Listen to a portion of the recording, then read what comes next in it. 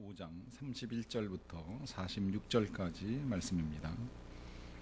신약성경 44면 마태복음 25장 31절부터 46절까지 말씀입니다.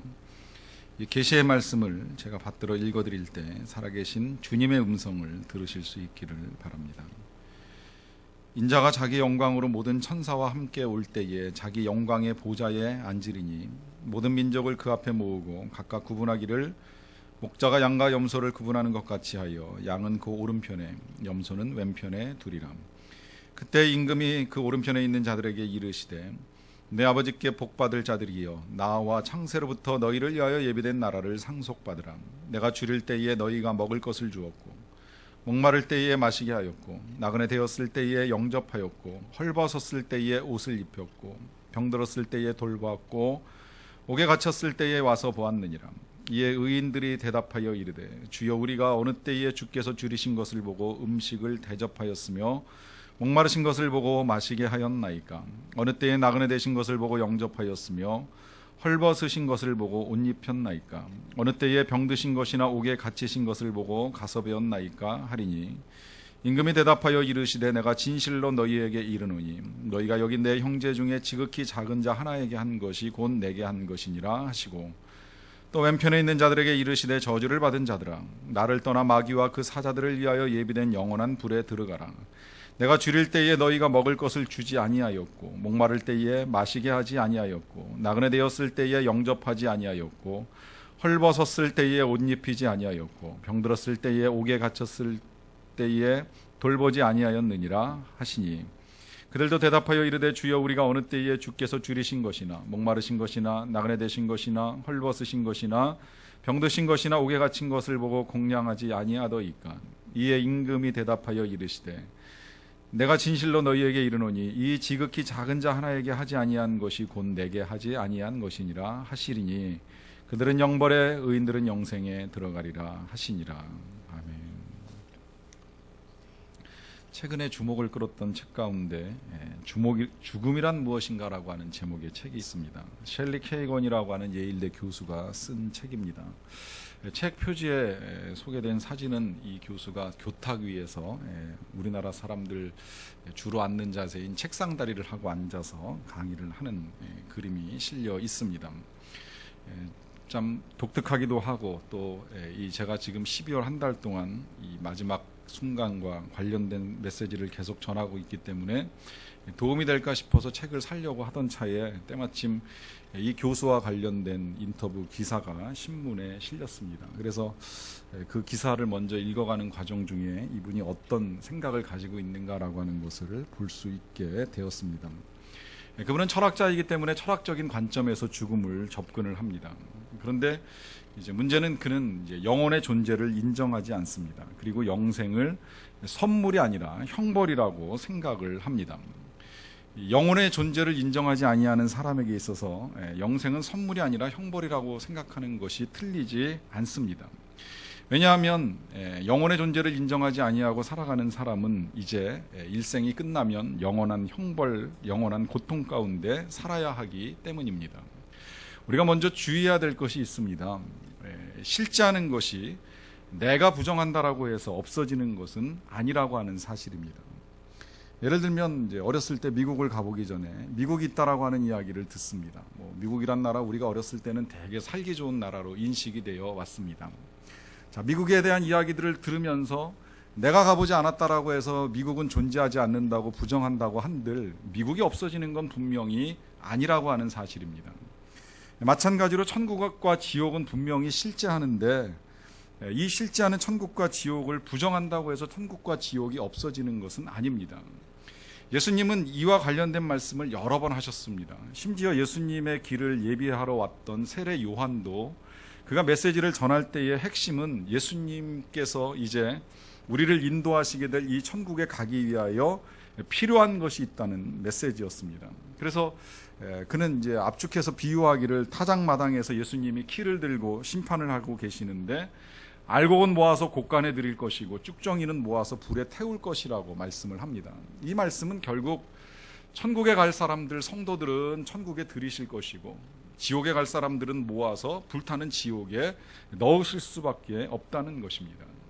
실제하는 천국과 지옥을 세례 요한도 가르쳐주고 예수님도 가르쳐 주십니다. 예수님은 누구보다도 더 잘 알고 계십니다. 왜냐하면 천국에서 오셨기 때문입니다. 천국에서 오셨기 때문에 천국이 어떤 곳인지, 그래서 그 천국에서 우리가 영원토록 하나님의 은혜와 또 이 영광을 누리며 살아가기 위하여 필요한 것이 무엇인지를 지속적으로 계속 전달을 해 주셨습니다.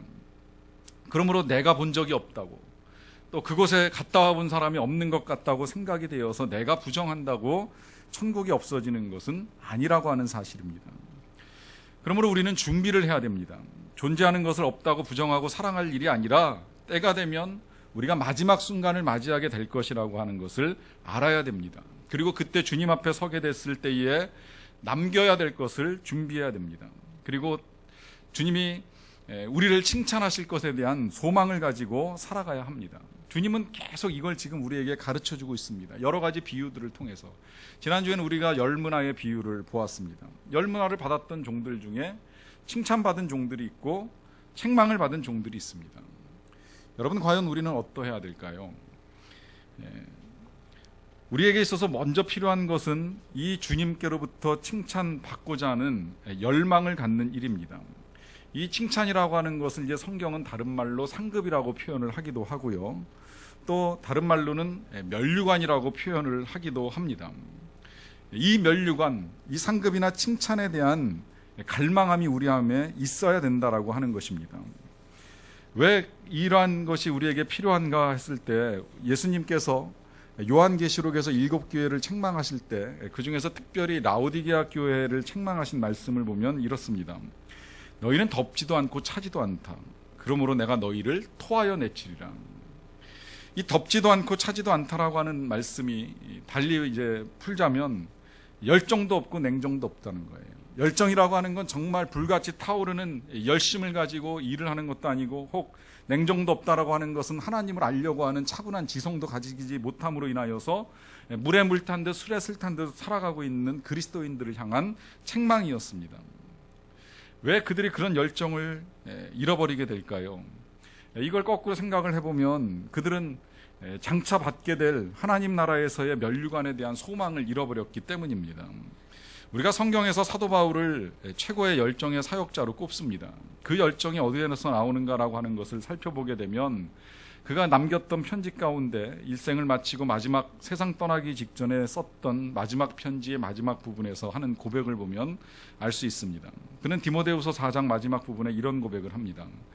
나는 선한 싸움을 싸우고 나의 달려갈 길을 마치고 믿음을 지켰으니 이제후로는 나를 위하여 의의 면류관이 예비되었으므로 주 곧 의로우신 재판장이 그날에 내게 주실 것이라.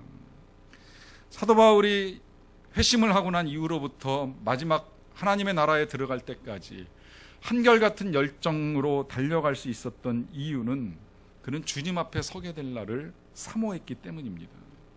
그 주님 앞에 서게 될 때에 하늘로부터 의의 면류관이 예비되어 있다라고 하는 사실을 믿었습니다.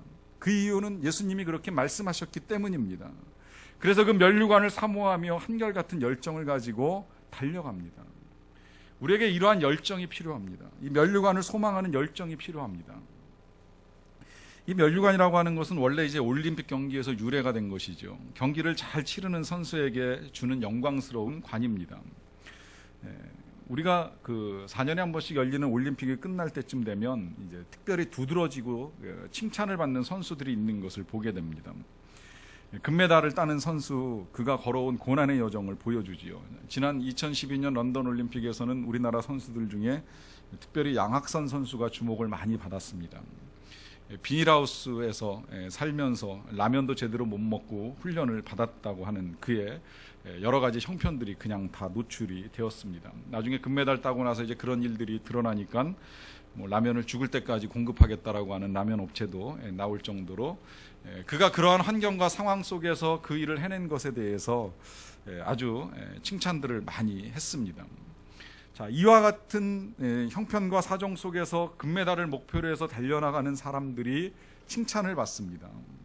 근데 이런 사람들을 우리가 모델로 삼으려고 하면 지금 우리가 살아가고 있는 삶의 모습 속에서 과연 우리가 그런 사람들 쫓아갈 수 있을까라고 하는 생각이 듭니다.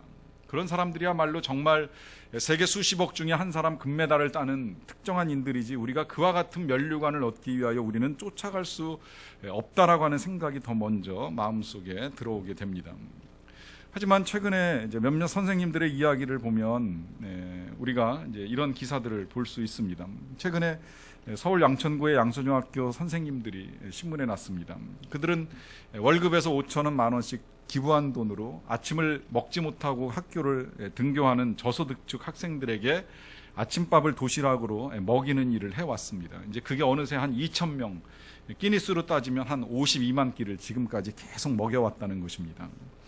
또 김천의 계룡초등학교 교사인 서순원 선생님은 30년 동안 개인 사비로 매년 서너 명씩 졸업생들에게 장학금으로 40~50만 원씩을 전달했다고 합니다. 이분은 2012년 올해의 스승상을 받은 분인데요.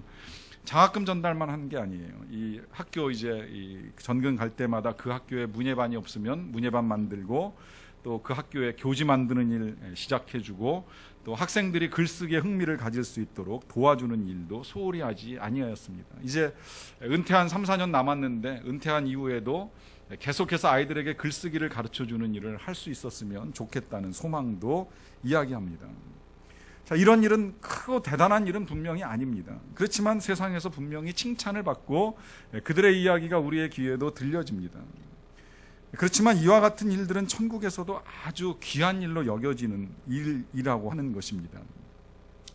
천국과 지옥을 알고 계신 예수님께서 세상 끝에 있을 일들을 많이 말씀해 주셨는데, 그 가운데 하나가 오늘 마지막에 예수님이 오셔서 하시는 일을 이제 말씀해 주셨어요. 사람을 좌우편으로 나눈다는 것입니다. 그리고 오른편에 있는 자들에게 칭찬을 하시지요. 그 칭찬의 내용인즉슨 먼저 이렇게 말씀합니다. 내 아버지께 복받을 자들이여, 나와 창세로부터 너희를 위하여 예비된 나라를 상속받으라.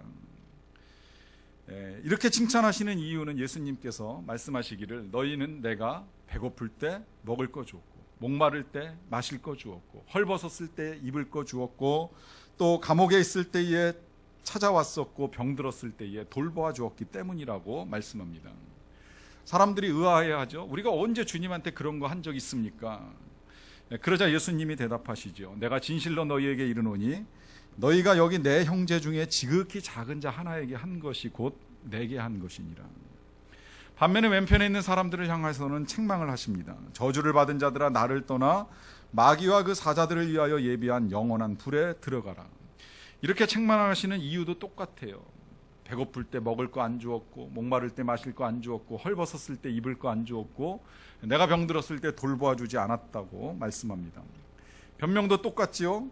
우리가 언제 예수님한테 그런 걸 소홀히 한 적이 있냐고 변명을 합니다. 그때 예수님의 대답이 똑같습니다. 여긴 지극히 작은 내 형제 중에 하나에게 하지 아니한 것이 곧 나에게 하지 아니한 것이라고. 그리고 마지막에 결론 내리시면서 하시는 말씀이 이렇습니다. 그들은 영벌에, 또 의인들은 영생에 들어가리라. 자, 여기서 이제 명확하게 나뉘어지는 거예요. 영벌에 들어가는 사람이 있고 또 영생에 들어가는 사람이 있습니다. 여기서 영생은 분명히 천국을 말씀합니다. 자, 그렇다면 다른 사람들을 도와주고 선을 행하면 천국, 그렇지 아니하면 영벌인가? 이건 좀 우리가 오해를 하지 말아야 될 필요가 있습니다. 지금 여기 예수님 말씀의 초점은 어떻게 천국을 가느냐, 어떻게 지옥을 가느냐에 있는 것이 아닙니다. 천국을 가고 안 가고의 문제는 예수님을 믿느냐 아니 믿느냐에 달린 문제입니다. 다만 이제 그 후에 칭찬을 받는 사람이 있고 저주를 받는 사람이 있다는 거예요.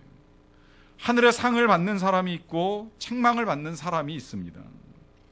랜디 알콘이 분명히 이렇게 말합니다. 우리의 영원한 운명을 결정짓는 것은 믿음이지만 우리의 영원한 상급을 결정짓는 것은 행위다. 우리가 영원한 생명을 얻느냐 마느냐의 문제는 예수님을 믿는 거에 달려있는 문제지만 그 이후에 우리가 영원한 상급을 받을 수 있느냐의 없느냐의 문제는 우리가 예수님을 믿는 믿음을 가지고 이 세상에서 어떻게 살았느냐에 달려있다는 것입니다. 그러면 그 어떻게 살았느냐라고 하는 건 무엇을 보고 판단을 하시느냐? 그것은 우리가 지극히 작은 자 한 사람을 대하는 태도에서 달라진다는 거예요. 예수님 특별히 이 점을 강조합니다. 지극히 작은 자 하나에게 한 것이 곧 나에게 한 것이니라. 이 지극히 작다라고 하는 걸 예수님은 아주 중요하게 여기시죠. 그래서 어린아이를 귀하게 여기실 때 하신 말씀이 이 지극히 작은 자 하나를 영접함이 곧 나를 영접함이라고 말씀합니다. 지난주 문화비유에서도 역시 똑같이 칭찬하실 때 그 말씀으로 하시잖아요. 지극히 작은 일에 충성하였으니 10고을 권세를 맡기리라. 저는 교회학교 교사들의 사역 귀하게 여기는 이유가 있습니다. 저는 이렇게 말씀을 드리고 싶습니다. 목회자가 100명 앞에서 설교를 하는 일이나 교회학교 교사가 한 영혼을 돌보고 귀하게 여겨서 그 영혼을 예수 믿게 하기 위하여 연락을 취하고 그 학생을 위하여 가르칠 준비를 하고 그 학생을 위하여 기도하는 일 동등합니다. 그만큼 귀한 일입니다. 100명의 성도를 상대하는 일 못지않게 한 명의 영혼을 돌보는 일이 그만큼 귀하다는 거예요. 그만큼 귀하게 여기는 마음으로 한 사람을 돌보는 일을 예수님 대단하게 생각을 하십니다. 예수님 특별히 이 작은 것을 크게 보는 특별한 안목을 가지고 계시는데요. 예수님이 작은 것을 크게 보시는 일들 가운데 왜 회당에서 그런 일이 있었잖아요. 헌금 드리는 것을 보는데 부자가 많이 드리는 것도 보셨지만 가난한 한 여인이 적게 드리는 것도 보셨어요. 동전 2개 드렸습니다. 오늘날 돈으로 환산하면 뭐 1,000원, 2,000원 될까 말까 한 돈이에요. 그런데 끝나고 나니까 예수님이 분명하게 말씀하시죠. 이 여인이 많은 것을 하나님께 드렸다. 가진 것 전부를 드렸다고 하시면서 아주 극찬을 하십니다. 작지만 그 정성과 그 마음을 보시고 하나님께서 그만큼 귀하게 여기신다라고 하는 것입니다. 이 비유 가운데서 우리가 또한 절대 놓치지 말아야 될 것은 이와 같이 우리가 행하는 모든 일들이 크든지 작든지 그 일에 대해서는 분명한 평가와 그 평가에 따르는 칭찬이 있게 된다라고 하는 사실입니다. 여러분, 우리가 이런 일을 하고 안 하고 이 세상에서 대수롭지 않게 여겨질 수도 있습니다. 그러나 후일의 때가 되면 이것이 천국에서 우리에게 상급이냐 영벌이냐를 결정지는 일이 될 수 있다는 것입니다. 언제나 미래는 현재에 선택합니다. 천국에서의 영원한 삶은 이 순간에 결정될 수 있다는 것입니다. 그래서 짐 엘리엇 선교사님은 말씀하시기를 영원한 것을 얻고자 하여 영원할 수 없는 것을 버리는 자는 결코 바보가 아니라고 말씀합니다. 우리가 이 모든 것들을 알고 있음에도 불구하고 그렇게 살지 못하는 이유가 있는데 그것은 우리가 목표가 분명하지 않기 때문입니다. 아까 우리는 바울의 목표를 보았습니다. 의의 면류관을 받기 소망하는 마음입니다. 그는 또 다른 서신에서도 이렇게 그의 소망을 이렇게 표현을 합니다. 형제들아, 나는 아직 내가 잡은 줄로 여기지 아니하고 오직 한 일, 즉 뒤에 있는 것은 잊어버리고 앞에 있는 것을 잡으려고 표대를 향하여 그리스도 예수 안에서 하나님이 위에서 부르신 부름의 상을 위하여 달려가노라. 목표가 분명해요. 그는 위에서 부르신 부름의 상을 향하여 달려간다고. 이것이 자신의 표대라고, 목표라고 이야기합니다. 여러분, 이 바울의 목표는 땅이 아니라 하늘입니다. 사람이 아니라 하나님이고 하나님 앞에 서게 될 날, 하나님을 만날 날이 그의 삶의 목표입니다. 역으로 생각해서 우리가 안 되는 이유가 뭘까요? 우리는 이런 마음이 아직도 우리 안에 남아 있습니다. 천국에서 잘 사는 것도 중요하지만 땅에서도 기왕이면 좀 행복하게, 또 혹은 풍요하게, 혹은 여유 있게 살고 싶은 마음 있습니다. 이런 우리의 마음을 아시는 예수님이 경고하신 말씀이 있죠. 한 사람이 두 주인을 섬기지 못할 것이니 혹 이를 미워하여 저를 사랑하거나 혹 이를 중히 여기며 저를 경히 여김이라. 너희가 하나님과 재물을 겸하여 섬기지 못하느니라. 이 말씀 속에 우리가 주저하고 갈등하는 이유가 있어요. 하나님과 재물을 겸하여 섬기고 싶은 마음을 가지고 있기 때문입니다. 주님은 우리의 보물이 있는 곳에 우리의 마음이 있다고 말씀하셨습니다. 이 보물이 있는 곳이라고 하는 말씀 잘 묵상을 해보세요. 물질이 보물이라면 물질에 우리의 마음이 가고요. 자식이 우리의 보물처럼 여겨지고 자식을 더할 나위 없이 소중한 존재라고 생각하면 그 자식이 우리의 보물이 되고 마음이 글로 갈 수밖에 없습니다. 반면에 천국이 우리의 보물이 되고 하나님이 우리의 보물이 되면 우리는 하나님이 뭘 기뻐하시는지, 또 우리가 천국을 위해서 어떻게 사는 것인지 우리의 마음이 하나님의 나라를 향할 수밖에 없다라고 하는 것입니다. 우리가 귀하게 여기는 것, 우리가 소중하게 여기는 것이 무엇이냐에 따라서 우리의 마음이 그곳을 향하게 되어 있습니다. 그리고 우리는 그곳을 위하여 또 그것을 위하여 일을 하게 되어 있습니다. 바로 그것이 우리의 목표가 되는 것입니다. 오랫동안 천국을 연구해온 신학자인 이 랜디 알콘이 상급받는 그리스도인이라고 하는 책에서 상급의 원리를 몇 가지 우리에게 가르쳐 줍니다. 먼저 우리가 알아야 될 것, 받을 때보다 줄 때 더 큰 복이 임한다라고 하는 것입니다. 예를 들기를 이 리투어노라고 하는 이제 사업가 예를 드는데요. 불도저 같은 기계들을 발명해서 이 수입의 90%까지 주님을 향해 드릴 수 있는 경지에 이른 사람입니다. 이 사람이 이런 말을 했다고 합니다. 내가 돈을 퍼내면 하나님은 또다시 퍼 담으시지. 그런데 내가 퍼내는 삽보다 하나님의 삽이 훨씬 더 크다네.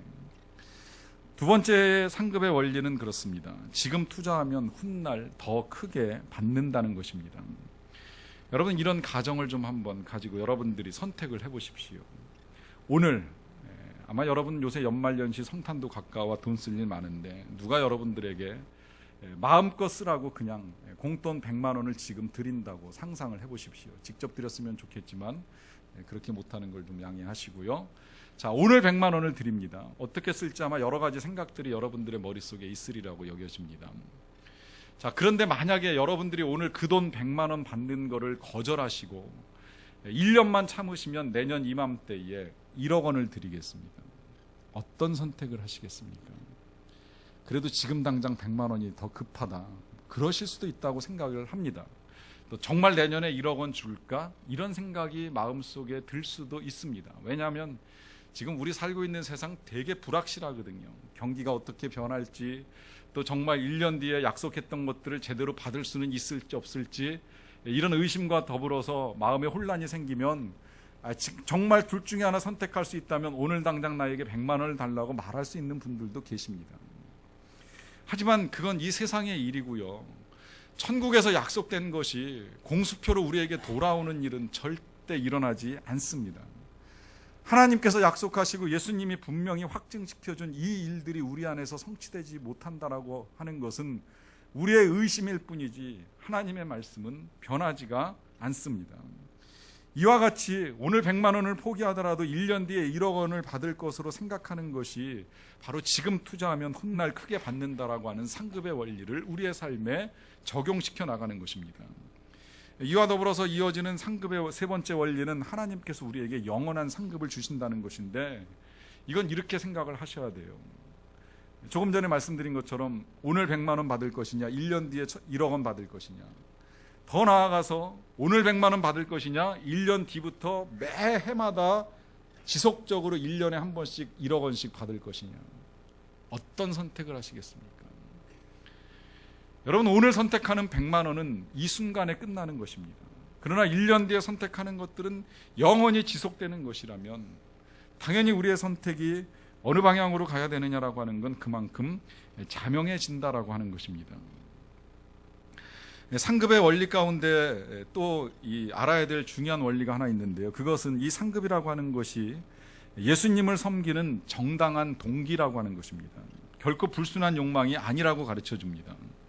때때로 이 상급과 혹은 예수님의 칭찬에 대한 말씀을 나누다 보면 그런 이야기를 하시는 분들이 종종 있습니다.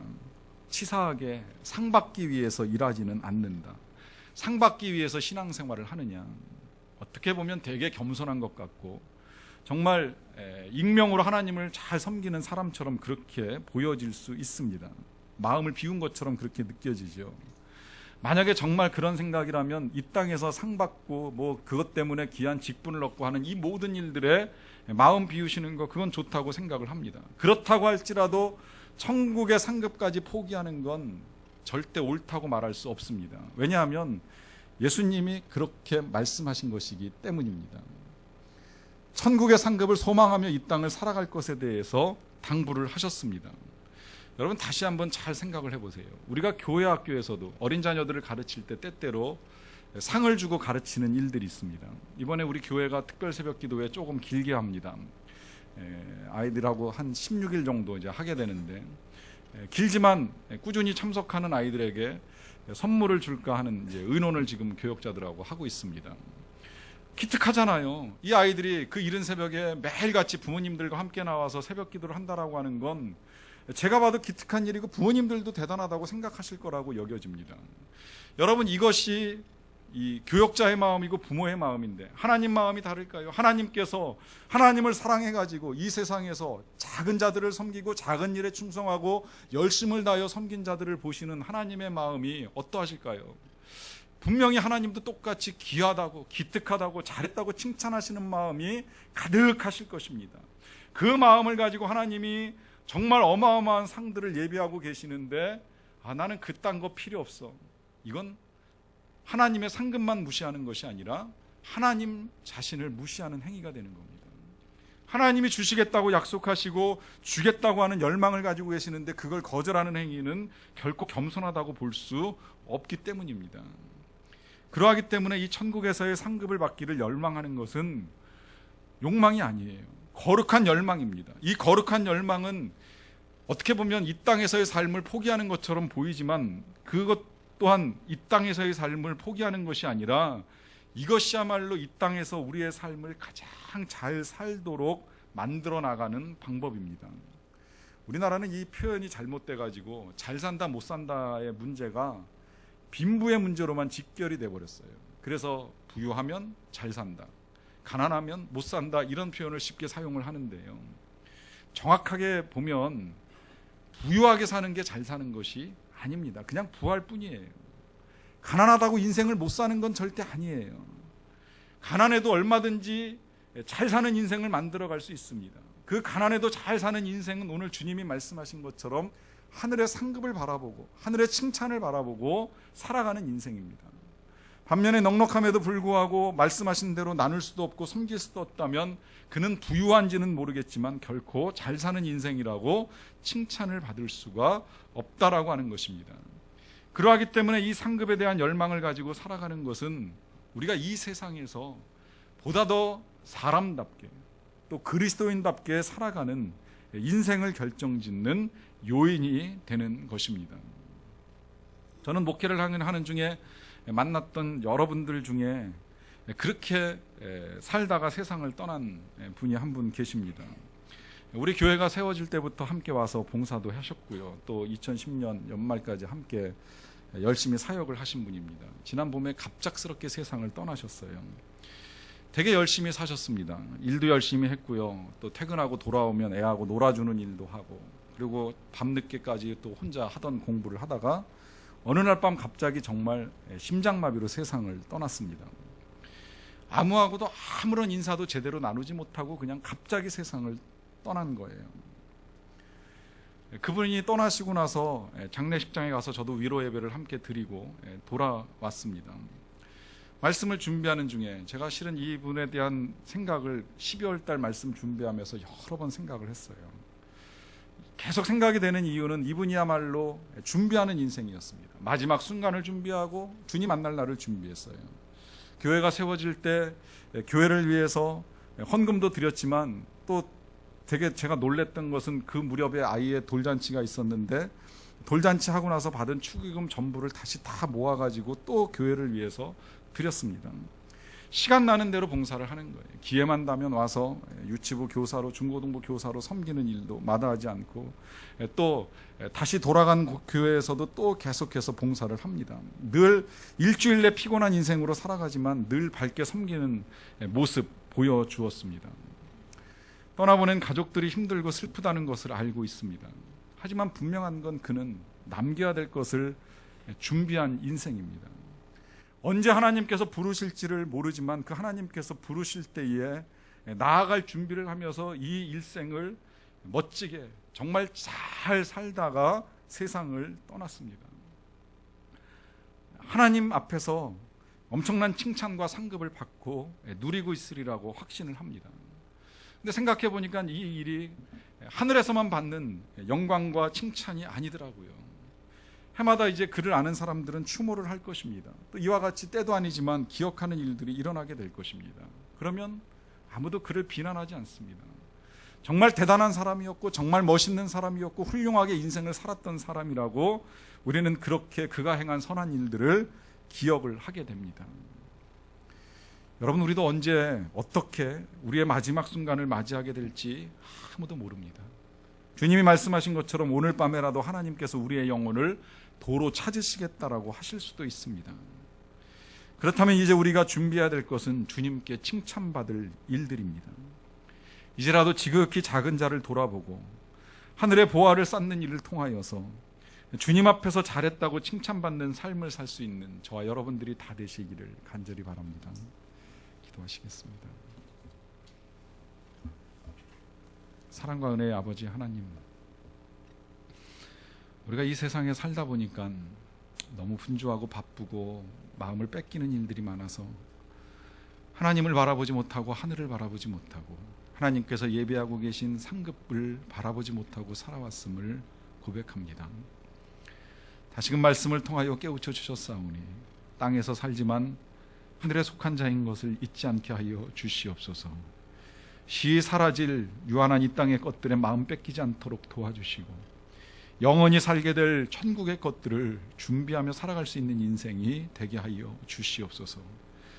우리가 행하는 일들이 크든지 작든지 충성되이 섬기고 사랑하고 드림으로 인하여서 후일에 하나님 앞에 섰을 때에 잘하였도다, 너희를 위하여 창세로부터 예비된 하나님의 나라에 들어가라 하시는 칭찬 듣고 의의 면류관을 쓸 수 있는 자들이 되게 하여 주시옵소서. 예수님의 이름으로 기도하옵나이다.